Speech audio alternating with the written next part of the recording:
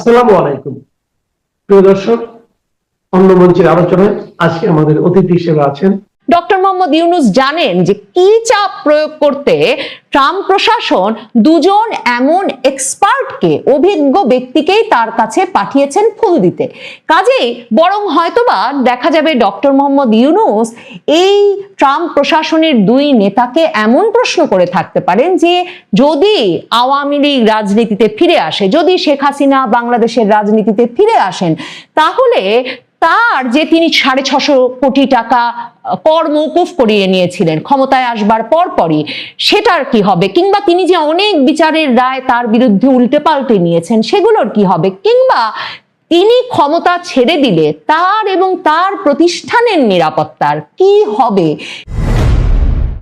মার্কিন যুক্তরাষ্ট্রের ট্রাম্প প্রশাসন কিছুতেই ভরসা রাখতে পারছে না যে ডক্টর মোহাম্মদ ইউনূস 12ই ফেব্রুয়ারিতে সত্যি নির্বাচনটি হতে দেবেন, এবং সে কারণেই সার্জিও গোর যেমন দক্ষিণ এশিয়ায় এই অঞ্চলের যে বিশেষ দূত ডোনাল্ড ট্রাম্প নিয়োগ করেছেন, এবং নয়াদিল্লিতে যিনি মার্কিন রাষ্ট্রদূত, সেই সার্জিও গোর শুধুমাত্র যে ডক্টর মোহাম্মদ ইউনূসকে ওসমান হাদির মৃত্যুর ঘটনার পর সারা দেশে ভয়াবহ বিশৃঙ্খলা অবস্থা, দীপুচন্দ্র দাসকে পুড়িয়ে মারার ঘটনার পর ফোন করে জানতে চেয়েছিলেন যে নির্বাচনটা তিনি করতে পারবেন কিনা 12ই ফেব্রুয়ারি, তাই নয়, খলিলুর রহমানকে যে ওয়াশিংটনে ডেকে নিয়ে যাওয়া হয়েছে এবং ট্রাম্প প্রশাসন দক্ষিণ এশিয়ায় এই অঞ্চলে যে নতুন প্রশাসন নিয়োগ করেছে, পল কাপুর, সার্জিও গোর, এদের সঙ্গে তার সাক্ষাৎ করিয়েছেন, সেসব প্রসঙ্গে আগেই আলাপ করেছি।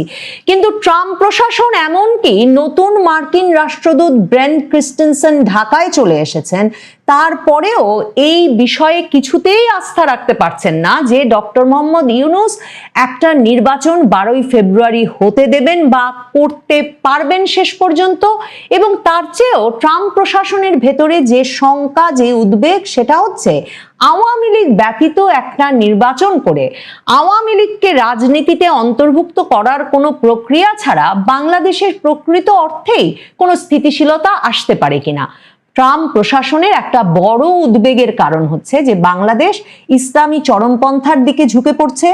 ওসমান হাদির মৃত্যুর ঘটনার পর ইউনূস সরকার যে ধরনের উগ্রবাদীদের সারা ঢাকা শহরে তাণ্ডব করতে দিয়েছেন, বা যেই উগ্রবাদী ব্যক্তিবর্গ একজন সংখ্যালঘু ব্যক্তিকে পুড়িয়ে হত্যা করে ফেলতে পারে, যে ধরনের রাজনীতির বিকাশকে মার্কিন গোয়েন্দা প্রধান তুলসি গ্যাবার্ড বহু মাস আগে বাংলাদেশে একদল লোক খিলাফত প্রতিষ্ঠা করতে চাইছে বলে উদ্বেগ প্রকাশ করেছিলেন, ট্রাম্প প্রশাসনের মূল উদ্বেগের জায়গা সেটাও। এসব কারণে এখন নির্বাচনের যখন আর 1 মাসও সময় বাকি নাই, ট্রাম্প প্রশাসন সরাসরি দুজন বিশেষ দূত ডক্টর মোহাম্মদ ইউনূসের কাছে পাঠিয়েছেন। সংবাদ মাধ্যমে হয়তো দেখেছেন যে খবর বেরিয়েছে যে ডক্টর মোহাম্মদ ইউনূসের সঙ্গে রাষ্ট্রীয় অতিথি ভবন যমুনায় এসে সৌজন্য সাক্ষাৎ করেছেন ডোনাল্ড ট্রাম্প প্রশাসনে দায়িত্ব পালনকারী যুক্তরাষ্ট্রের 2 সাবেক জ্যেষ্ঠ কূটনীতিক অ্যালবার্ট গম্বিস এবং মর স্ট্যান, এবং তাদের সঙ্গে ডক্টর মোহাম্মদ ইউনূসের ছবি ছাপা হয়েছে যে তারা ডক্টর মোহাম্মদ ইউনূসকে ফুল দিয়ে শুভেচ্ছা জানাচ্ছেন। নিশ্চয়ই মনে করছেন না যে তারা নিজ খরচে, নিজ উদ্যোগে বাংলাদেশের যমুনায় পৌঁছে গেছেন ডক্টর মোহাম্মদ ইউনূসের সাক্ষাৎ পেতে। ট্রাম্প প্রশাসন সুনির্দিষ্টভাবে এই 2 ব্যক্তিকে কি উদ্দেশ্যে পাঠিয়েছেন ডক্টর মোহাম্মদ ইউনূসের কাছে, সেটাও মার্কিন দূতাবাসের, মার্কিন পররাষ্ট্র মন্ত্রণালয়ের এক রকমের চাপে প্রধান উপদেষ্টার দফতর থেকে বাংলাদেশের সরকারি সংবাদ সংস্থা বাসস যতটুকু খবর দিয়েছে তার মধ্যেও উল্লেখ করতে বাধ্য হয়েছে, এবং সেটাও অত্যন্ত তাৎপর্যপূর্ণ। প্রথমত, তারা সরাসরি জিজ্ঞেস করেছে 12ই ফেব্রুয়ারির নির্বাচনটা অনুষ্ঠিত হতে পারবে কিনা, এবং সে প্রসঙ্গে তারা বলেছে যে নানা রকম খবরাখবর যা পাওয়া যাচ্ছে, যে ধরনের উদ্বেগজনক খবর প্রকাশিত হচ্ছে, তাতে কি করে ডক্টর মোহাম্মদ ইউনূস 12 তারিখ নির্বাচনটা করতে পারবেন। তখন ডক্টর মোহাম্মদ ইউনূস বলেছেন ভোট 12 ফেব্রুয়ারিতেই হবে, একদিন আগেও নয়, পরেও নয়, এবং তিনি সেই ক্ষেত্রে এটা বলে মার্কিন এই দূতদেরকে সান্ত্বনা দিয়েছেন যে নির্বাচনকে ঘিরে ভুয়া খবর ও পরিকল্পিত বিভ্রান্তি ছড়ানোর চেষ্টা চলছে। অন্তর্বর্তী সরকার নির্ধারিত সময়েই নির্বাচন আয়োজন ও ফল ঘোষণার পর গণতান্ত্রিকভাবে নির্বাচিত সরকারের কাছে ক্ষমতা হস্তান্তরে দৃঢ় প্রতিজ্ঞ। তার মানে মার্কিন প্রশাসনের এমন কি সন্দেহ আছে যে নির্বাচনটা হয়ে গেলেও নির্বাচিত সরকারের কাছে ক্ষমতা হস্তান্তর করা পর্যন্ত ডক্টর মোহাম্মদ ইউনূস এ ব্যাপারে দৃঢ় প্রতিজ্ঞ থাকবেন কিনা? ডক্টর মোহাম্মদ ইউনূস তাদেরকে বলেছেন, কে কি বলল তা বিবেচ্য নয়, 12ই ফেব্রুয়ারিতেই নির্বাচন হবে, এর একদিন আগে বা পরে নয়। তার মানে মার্কিন প্রশাসনের এই যে উদ্বেগের কথা বলছিলাম, যে উদ্বেগ জানাতে তারা খলিলুর রহমানকে ওয়াশিংটন নিয়ে গেছেন, যে সেই উদ্বেগটা প্রকাশেই যে এই বিশেষ দুই দূতকে পাঠিয়েছেন ট্রাম্প প্রশাসন, কারণ ডক্টর মোহাম্মদ ইউনূসকে বলতে হচ্ছে যে কে কি বলল ব্যাপার নয়, বিশ্বাস করুন আমি সার্জিও বোরকেও ক সপ্তাহ আগে যেটা বলেছি সেখানেই আমি আছি, 12ই ফেব্রুয়ারিতেই নির্বাচন হবে। তার চেয়েও তাৎপর্যপূর্ণ যেটা থেকে পরিষ্কার বোঝা যাচ্ছে ট্রাম্প প্রশাসন আওয়ামী লীগকে রাজনৈতিক কর্মকাণ্ডে ফিরিয়ে আনার বিষয়ে ইউনূস সরকারের ওপরে চাপ চরম পর্যায়ে নিয়ে গেছে, তার প্রমাণ যে দুজন ব্যক্তি এসেছেন তারা সরাসরি ডক্টর মোহাম্মদ ইউনূসকে প্রস্তাব করেছেন যে আওয়ামী লীগকে রাজনীতিতে ফিরিয়ে আনতে বাংলাদেশে দক্ষিণ আফ্রিকার আদলে একটা ট্রুথ অ্যান্ড রিকনসিলিয়েশন কমিশন গঠন করা যায় কিনা সে বিষয়ে ডক্টর মোহাম্মদ ইউনূস যাতে ভেবে দেখেন। ডক্টর মোহাম্মদ ইউনূস যাতে ভেবে দেখেন, এই প্রস্তাব দিতে তো আর প্রথমবারের মতো ট্রাম্প প্রশাসন সিনিয়র দুজন ব্যক্তিকে পাঠিয়ে দেন নাই। তার মানে এই প্রস্তাব বারবার ডক্টর মোহাম্মদ ইউনূসের কাছে পৌঁছানো হয়েছে সম্ভবত এই খলিলুর রহমানকে দিয়েই। কারণ এই প্রথম নভেম্বরে যখন খলিলুর রহমানকে অজিত দোভালের আমন্ত্রণে নয়াদিল্লি নিয়ে যাওয়া হলো, তখনও মার্কিন প্রশাসন সেই বৈঠকে উপস্থিত থেকে আওয়ামী লীগকে অন্তর্ভুক্ত করে নির্বাচন না হলে এই বাংলাদেশের রাজনীতি যে একটা চরম অস্থিতিশীলতার দিকে যাবে, বাংলাদেশের পরিবেশটা স্থিতিশীল করা যাবে না, একটা ইসলামী উগ্রপন্থার বিকাশ হবে, সেই উদ্বেগ তখন জানিয়েছিল। সেই বৈঠকের পরপরই খলিলুর রহমান ডক্টর মোহাম্মদ ইউনূসের সঙ্গে আলোচনা করে এ বিষয়ে কি বার্তা দিতে পারেন মার্কিন প্রশাসনকে সেটা জানতে ওই বৈঠকের 5 দিন পরেই তাকে দোহা নিয়ে যাওয়া হয়েছিল, যেখানে আবারও দোহার মধ্যস্থতায় মার্কিন প্রশাসন এবং ভারতের নিরাপত্তা উপদেষ্টার প্রতিনিধির সঙ্গে খলিলুর রহমানকে বৈঠক করতে হয়েছিল। এখন আবারও মার্কিন প্রশাসন উড়িয়ে নিয়ে গেছে খলিলুর রহমানকে এই একই বার্তা দিতে যে নির্বাচন অন্তর্ভুক্তিমূলক হতে হবে, আর নির্বাচন যদি কোনো কারণে দফায় অন্তর্ভুক্তিমূলক করা নাও যায়, 12ই ফেব্রুয়ারির নির্বাচনের পর নির্বাচিত সরকারের কাছে দ্রুততম সময়ে যেমন ক্ষমতা হস্তান্তর করতে হবে ইউনূস সরকারকে, তেমনি আওয়ামী লীগের রাজনৈতিক কার্যক্রমের নিষেধাজ্ঞা তুলে নেওয়ার ব্যবস্থাও ইউনূস সরকারকে দ্রুততম সময়ে গ্রহণ করতে হবে।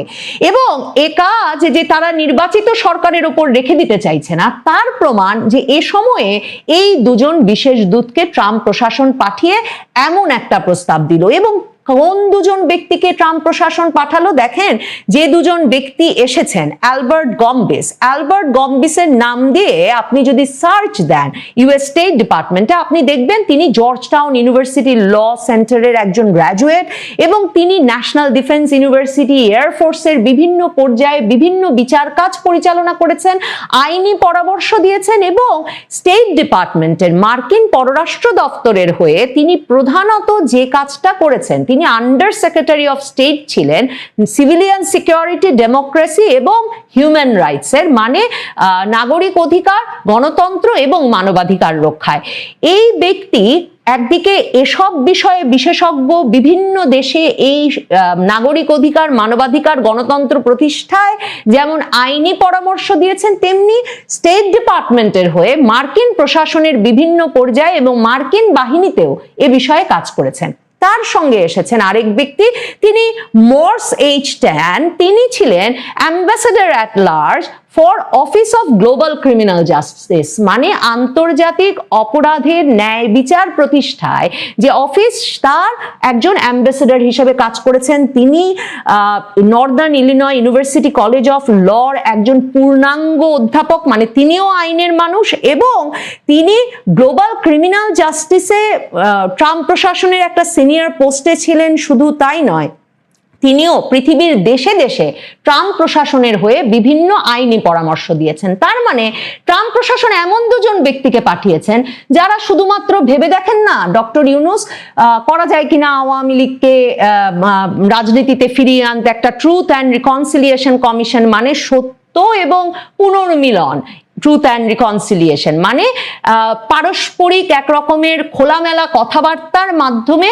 একত্রে কাজ করার সুযোগ সৃষ্টি হয়েছিল দক্ষিণ আফ্রিকায় বর্ণ বৈষম্য বাদের যে অবসান হলো তারপর নেলসন ম্যান্ডেলার আমলে যেই কমিশনের মাধ্যমে সেরকম একটা কমিশন গঠনের সরাসরি প্রস্তাব, কিংবা মার্কিন যুক্তরাষ্ট্র যখন সিনিয়র দুজন দূতকে পাঠিয়ে দিয়েছেন, ভাববার যুক্তিসঙ্গত কারণ আছে যে এখন ডক্টর ইউনূসকে সরাসরি এ বিষয়ে চাপ প্রয়োগ করতে তারা পাঠিয়েছেন। কারণ খলিলুর রহমানকে বারবার অ্যাসাইনমেন্ট দিয়ে ডক্টর ইউনূসের কানে এসব কথা তোলার কথা বলা হলেও যেহেতু ইতিবাচক কোনো সাড়া মার্কিন যুক্তরাষ্ট্র পায়নি, কাজেই মার্কিন যুক্তরাষ্ট্র এ দফায় নিশ্চিত করতে চেয়েছে তারা সুনির্দিষ্টভাবে এই প্রস্তাব নিয়ে, এই পরামর্শ নিয়ে লোক সরাসরি পাঠিয়ে, দূত সরাসরি পাঠিয়ে ডক্টর ইউনূসের সঙ্গেই কথা বলবে।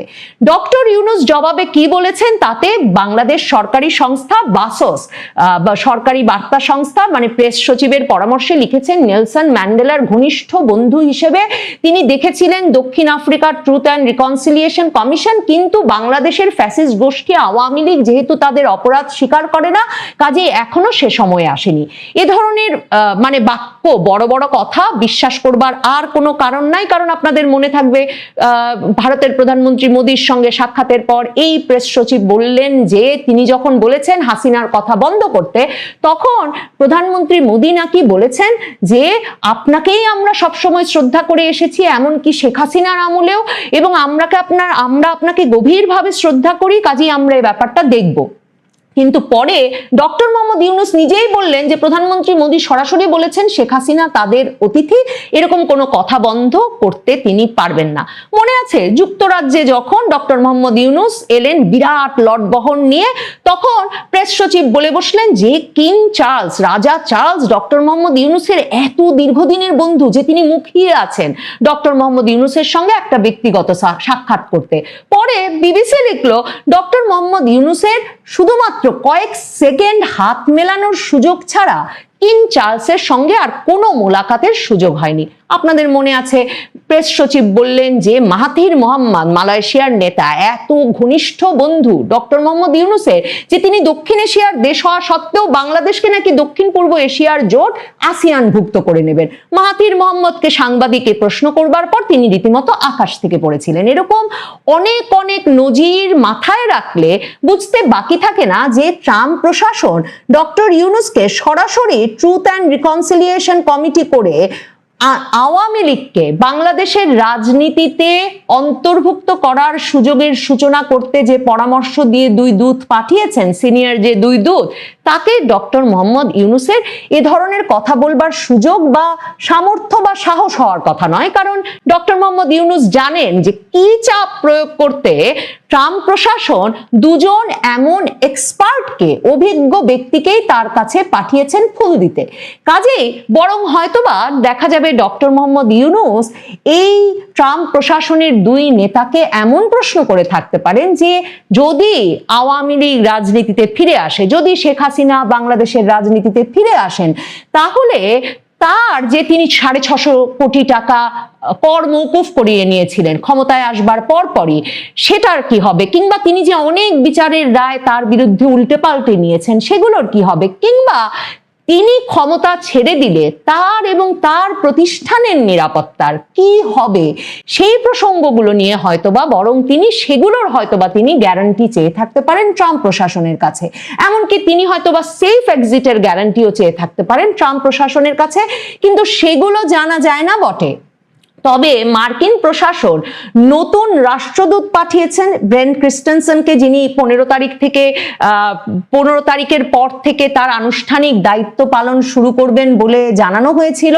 সেই ব্রেন্ট ক্রিস্টেনসেন ঢাকায় আসবার পর আওয়ামী লীগের বিভিন্ন পর্যায়ের নেতাদের সঙ্গে অনলাইনে অফলাইনে আলাপ করে সরকারের ওপর এই চাপ প্রয়োগ অব্যাহত রাখবেন যে আওয়ামী লীগকে রাজনীতিতে ফেরাতে হবে, সেই খবরটা আগে থেকেই ছিল। কারণ দক্ষিণ এশিয়ার এ অঞ্চলের যে মার্কিন প্রশাসনের নেতৃবৃন্দ, তারা এরই মধ্যে নয়াদিল্লি থেকে এবং পৃথিবীর বিভিন্ন জায়গায় আওয়ামী লীগ নেতৃবৃন্দের সঙ্গে অনলাইন অফলাইনে আলাপ শুরু করেছেন।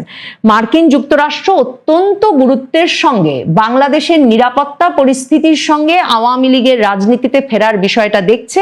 কারণ ভারতকে তারা ইন্দো প্যাসিফিক অঞ্চলে, এই ইন্দো প্রশান্ত মহাসাগরীয় অঞ্চলে তাদের নিরাপত্তা প্রসঙ্গে সবচেয়ে ঘনিষ্ঠ বন্ধু হিসেবে দেখে। এবং ভারত এবং মার্কিন যুক্তরাষ্ট্র দুই তরফই, মানে ট্রাম্প প্রশাসন এবং ভারত দুই তরফেই এ বিষয়ে একটা ঐকমত্য হয়েছে যে বাংলাদেশে একটা অন্তর্ভুক্তিমূলক নির্বাচন কিংবা অন্তর্ভুক্তিমূলক রাজনৈতিক পরিবেশ সৃষ্টি করা না গেলে বাংলাদেশে দীর্ঘমেয়াদী রাজনৈতিক স্থিতিশীলতা অসম্ভব। আর এদেশে দীর্ঘমেয়াদী রাজনৈতিক স্থিতিশীলতার পরিবর্তে কিংবা আওয়ামী লীগের অনুপস্থিতিতে যে শক্তির উত্থান হচ্ছে, সেই শক্তি শুধুমাত্র এই অঞ্চলকে নয়, গোটা বিশ্বকেই অস্থির করে তুলতে পারে। সুপ্রিয় দর্শক শ্রোতা মণ্ডলী, এই মুহূর্তে আপনারা আমাকে যে যেখান থেকে দেখছেন এবং পরবর্তী যে যেখান থেকে দেখবেন, আপনাদের সকলকে জানাই আমি আমার প্রাণঢালা অভিনন্দন এবং শুভেচ্ছা, এবং কৃতজ্ঞতা প্রকাশ করি সাবস্ক্রাইব করার জন্য, আমার চ্যানেলকে সাবস্ক্রাইব করার জন্য। এতক্ষণে ব্যানার এবং হেডলাইন দেখে আপনারা নিশ্চয়ই বুঝতে পেরেছেন যে আমি কি বোঝাতে চাইছি। জি, দু একদিন আগেই সম্ভবত, এক্সাক্ট কবে কখন কথা হয়েছে সেটা জানি না, তবে ফোন আলাপ হয়েছে মার্কো রুবিও এবং আমাদের সাবেক মাননীয় প্রধানমন্ত্রী শেখ হাসিনার সাথে। শেখ হাসিনা দিল্লিতে আছেন, ওনার সাথে মার্কো রুবিওর সাথে ফোন আলাপ হয়েছে। তো আগে চলুন আমরা একটু জেনে নিই যে কে এই মার্কো রুবিও। মার্কো রুবিও তিনি হচ্ছেন যে যুক্তরাষ্ট্রের একজন প্রভাবশালী রাজনীতিবিদ ও কূটনীতিক। তিনি বর্তমানে যুক্তরাষ্ট্রের পররাষ্ট্রমন্ত্রী হিসাবে দায়িত্ব পালন করছেন, তার মানে স্টেটের দায়িত্ব পালন করছেন, এবং ডোনাল্ড ট্রাম্পের খুবই কাছের একজন ব্যক্তি এই মার্কো রুবিও, যিনি অনেক বিষয়ে সিদ্ধান্ত নেন এবং ডোনাল্ড ট্রাম্প সেটা ফলো করেন। তো হঠাৎ করে মার্কো রুবিও কেন শেখ হাসিনার সাথে কথা বলেছে? অলরেডি আপনারা জানেন যে গত দুদিন আগেই পল কাপুর এবং সার্জিও গোর অলরেডি তাদের নিয়ে নিয়েছেন, তাদের যে পোস্টিং ছিল সেটা নিয়ে নিয়েছেন, এবং আপনার ব্রেন কিস্টারসন বাংলাদেশের অ্যাম্বাসেডর হিসাবে নিয়োগপ্রাপ্ত হয়েছেন। আজকে তিনি রাষ্ট্রপতির সাথে দেখা করে তার পরিচয়পত্র পেশ করেছেন। এর ভিতরে যেটা ঘটনা ঘটেছে সেটা হচ্ছে যে গত পরশুদিন, মানে 12 জানুয়ারি সন্ধ্যার দিকে আমেরিকার দুজন কূটনীতিক আমাদের ইন্টারিম গভর্নমেন্টের প্রধান দখলদার ডক্টর মোহাম্মদ ইউনূসের সাথে দেখা করেন।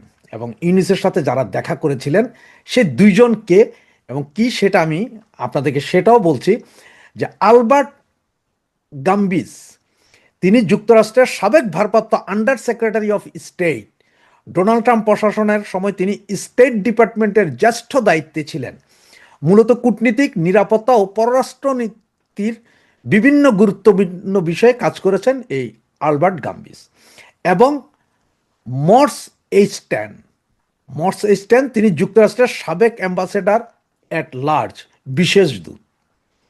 ট্রাম্প প্রশাসনে তিনি গ্লোবাল ক্রাইম জাস্টিস বিষয়ে রাষ্ট্রদূত ছিলেন। মানবাধিকার লঙ্ঘন, গণহত্যা, যুদ্ধ অপরাধ, আন্তর্জাতিক বিচার সংক্রান্ত ইস্যুতে কাজ করতেন।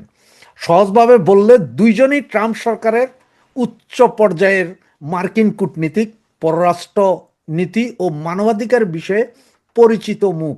এই দুইজন দেখা করে আমাদের ইউনূস সাহেবের সাথে।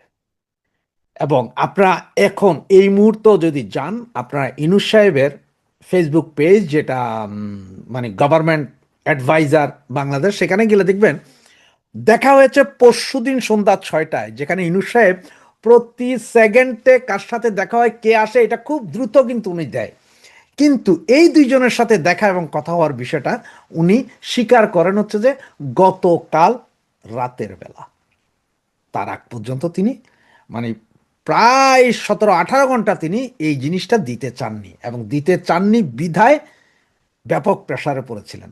প্রেসারে পড়ে এরপরে উনি প্রকাশ করতে বাধ্য হন যে এদের সাথে দেখা হয়েছে। এই দুজন কূটনীতিক কি করতে এসেছিল আসলে? এই দুজন কূটনীতিক এসেছিল ডোনাল্ড ট্রাম্পের বার্তা নিয়ে। আপনারা জানেন যে মিস্টার খলিল সাহেবকে অনেক আগেই দিল্লিতে ডেকে নেওয়া হয়েছিল, সেখানেও মার্কিন কূটনীতিকরা ছিল, সেখানেও তারা ইনক্লুসিভ ইলেকশনের কথা বলছে। এরপরে আপনার দোহায় নিয়ে যাওয়া হয়েছে, কাতারের দোহায়, সেখানেও, এবং সর্বশেষ কয়েকদিন আগেও ওনাকে আবার আমেরিকায় ডেকে নেওয়া হয়েছে। এই দুইজন আপনার আমাদের ইউনূস সাহেবের কাছে 12 তারিখে আসলে ইলেকশন হবে কিনা এবং ইলেকশন ইনক্লুসিভ হবে কিনা সেটা জিজ্ঞেস করছে।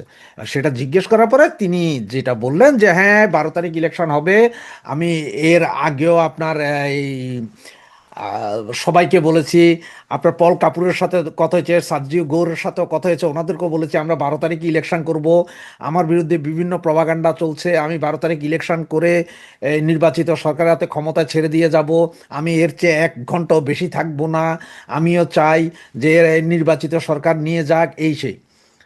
এগুলো বলার পরে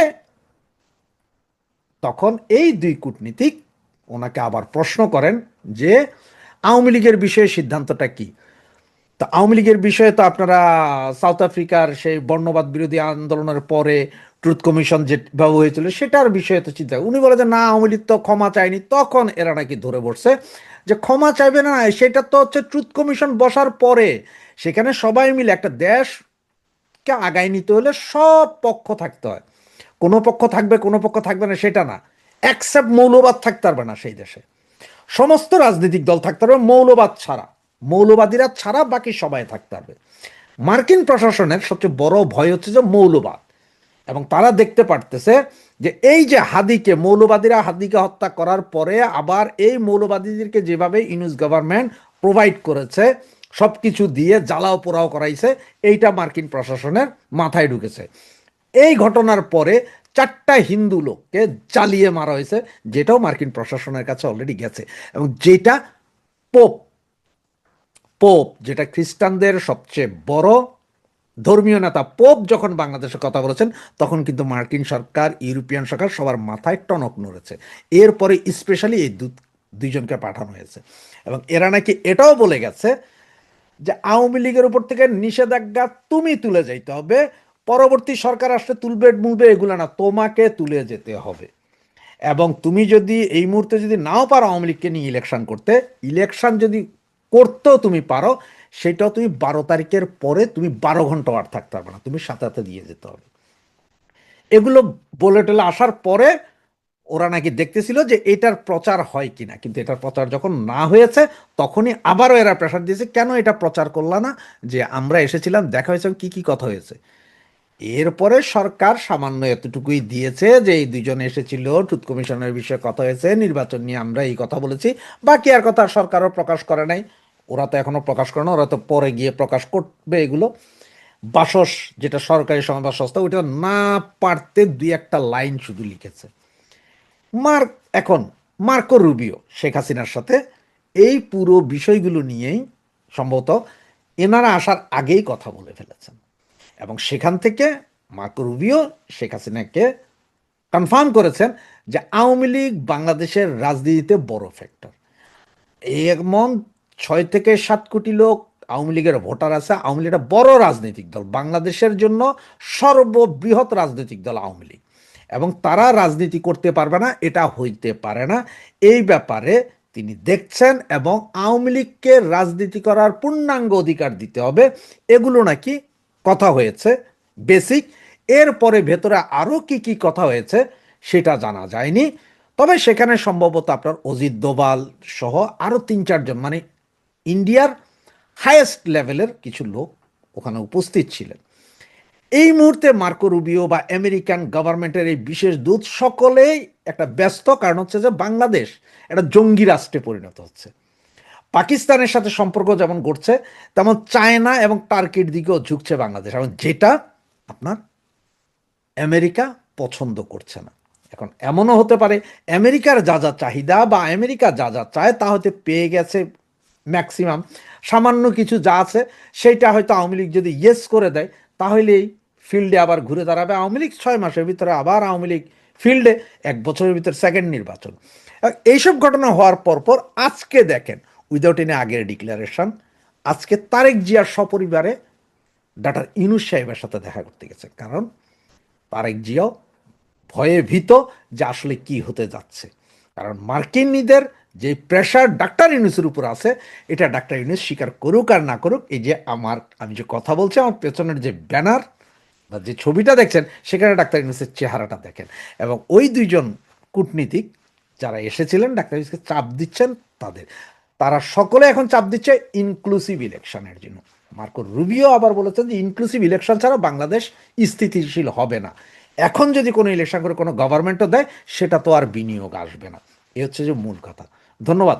আমরা সামনে আরো কি কি খবর আসে তা দেখতে থাকি। জয় বাংলা, জয় বঙ্গবন্ধু।